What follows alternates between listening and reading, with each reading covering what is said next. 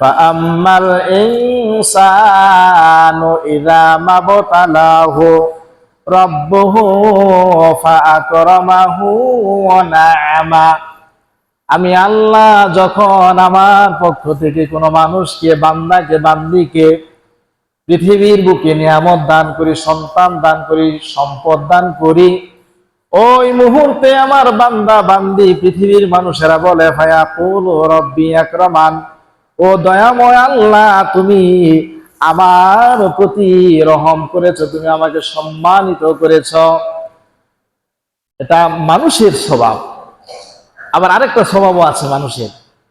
ওয়া আম্মা ইযা মাবতালাহু, পৃথিবীর মানুষকে আল্লাহ রাব্বুল আলামিন সম্পদ, সন্তান, সম্মান সব কিছু দেওয়ার পরে যখন আল্লাহর ইচ্ছা অনুযায়ী কোনো মানুষের কাছ থেকে সম্পদ নিয়ে নেয়, কোনো মানুষের কাছ থেকে সম্পদ নিয়ে নেয়, সন্তান নিয়ে নেয়, একটু সম্মান গাঁটনি করে নেয়, ওই সময় পৃথিবীর মানুষগুলো বলে ফায়াকুলু রাব্বি আহানান,